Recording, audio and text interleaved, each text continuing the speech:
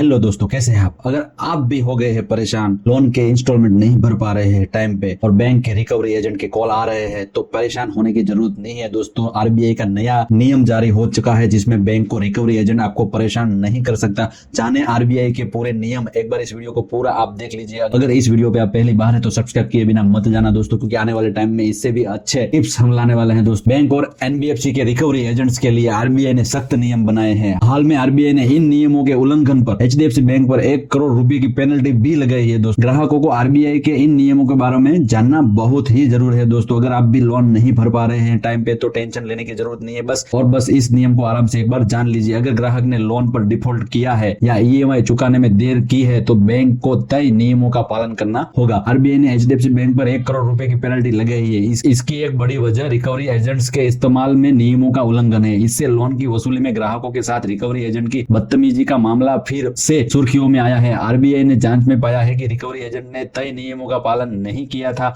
उन्होंने ग्राहकों को निर्धारित समय से पहले और उसके बाद कांटेक्ट किए थे। इसका मतलब है कि उन्हें शाम 7 बजे के बाद और सुबह 7 बजे से पहले ग्राहक को फोन किया था। हाँ दोस्तों, अगर आपको भी ऐसे फोन आ रहे हैं तो आप भी कर सकते हैं कंप्लेन। दोस्तों, क्या है आपके नियम जान लीजिए। ईएमआई पर डिफॉल्ट के बावजूद ग्राहक के साथ बदतमीजी की इजाजत नहीं। हाँ दोस्तों, आपके साथ अब कोई बदतमीजी नहीं कर सकता। आरबीआई का मानना है कि ग्राहकों से बातचीत में बैंकों से रिकवरी एजेंट के तय नियमों को ध्यान में रखना होगा। साथ ही उन्होंने ग्राहक की प्राइवेसी का भी सम्मान करना होगा। अगर ग्राहक ने लोन पर डिफॉल्ट किया है या ईएमआई चुकाने में देर की है तो बैंक को भी नियमों का पालन करना होगा। एक्सपर्ट का कहना है कि इस बारे में केंद्रीय बैंक के नियम व्यापक और स्पष्ट है। लोगों को उनके बारे में ठीक तरह से जानना जरूरी है, तभी बैंकों या फाइनेंशियल संस्थाओं के रिकवरी एजेंट की मनमानी पर रोक लग पाएगी। हाँ दोस्तों, ग्राहक की निजी जानकारी रिकवरी एजेंट शेयर नहीं कर सकता। रिकवरी एजेंट के लिए आपके लोन से जुड़ी जानकारियां गोपनीय रखना अनिवार्य है। वह अच्छी जानकारियां किसी के साथ शेयर नहीं कर सकता। वह पब्लिक में या किसी के तीसरे पक्ष में आपको लोन के बारे में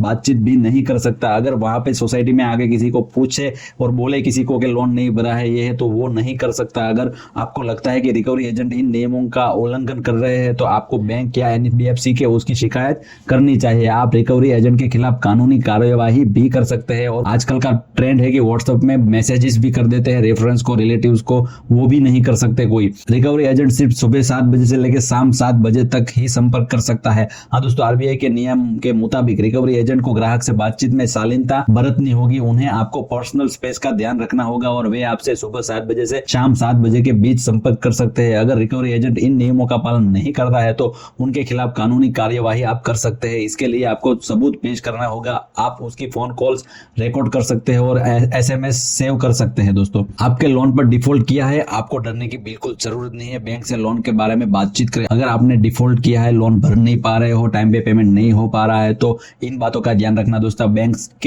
बैंक से लोन के बारे में बातचीत करें। आप बैंक को लोन पर डिफॉल्ट की वजह बता सकते हैं कि आपको क्या प्रॉब्लम था, आप इंस्टॉलमेंट क्यों नहीं भर पा रहे। अगर आपकी फाइनेंशियल स्थिति ठीक नहीं है तो उसके बारे में बैंक को बताना जरूरी है। बैंक आपकी प्रॉब्लम को समझेगा और समाधान निकालने की कोशिश करेगा। इससे बैंक को यह भरोसा होगा कि आपकी लोन चुकाने की इरादा है। इससे रिकवरी एजेंट आपके साथ बदतमीजी नहीं कर सकेगा। दूसरा दोस्तों, लोन की रिस्ट्रक्चरिंग के लिए अप्लाई करें। हाँ दोस्तों, रिस्ट्रक्चरिंग मतलब अगर आप उतना ईएमआई पे नहीं कर पा रहे हैं तो आपको दूसरा लोन ऑलरेडी मिलेगा जो कम ईएमआई वाला होगा। अगर आप बैंक के पास अपने लोन की रिस्ट्रक्चरिंग के लिए अप्लाई कर सकते हैं तो इससे आपके लोन चुकाने की शर्तों आसान हो जाएगी। आपको लोन चुकाने के लिए ज्यादा समय मिल जाएगा और इससे डिफॉल्ट जैसी समस्या का सामना आपको नहीं करना पड़ेगा। आप धीरे धीरे कर लोन चुका देंगे। लेकिन रिस्ट्रक्चरिंग प्रोसीजर हस्ताक्षर करने से पहले ठीक तरह से देख लेना, समझ लेना, उसके बाद ही रिस्ट्रक्चरिंग करवाना दोस्तों। One time settlement. हाँ दोस्तों, आजकल का ये ट्रेंड हो चुका है, पेमेंट नहीं भरते हैं लेकिन वन टाइम सेटलमेंट कर देते हैं। अगर आप बैंक या एनबीएफसी को लोन का पूरा पैसा नहीं चुकाते, वन टाइम सेटलमेंट का ऑप्शन है। आप एक बार में बैंक को निश्चित अमाउंट पेमेंट कर सकते हैं और कुल लोन अमाउंट से कम होता है और आप एनओसी भी ले सकते हैं और बैंक इसके लिए सहमत जरूरी है। लेकिन आपकी क्रेडिट रिपोर्ट में यह रिफ्लेक्ट होगा, इसका आपको क्रेडिट स्कोर पर खराब असर पड़ेगा। ये एक बार समझ लीजिएगा, आपको भविष्य में लोन मिलने में बहुत दिक्कत आ सकती है दोस्तों। तो इन बातों का ध्यान रखना। और कोई भी आपसे बदतमीजी नहीं कर सकता है, ये 100% की बात है। कोई भी आपसे बदतमीजी नहीं कर सकता है। आरबीआई का न्यू रूल आ चुका है दोस्तों, डरने की जरूरत नहीं है, टेंशन मत लेना। और कोई भी आपको परेशान कर सकता है तो आप हमें कमेंट में भी बता दीजिए, हम आपको गाइड कर देंगे। अगर आप इस वीडियो में पहली बार है तो सब्सक्राइब किए बिना मत जाना दोस्तों। मिलते हैं नए वीडियो में नए टॉपिक के साथ।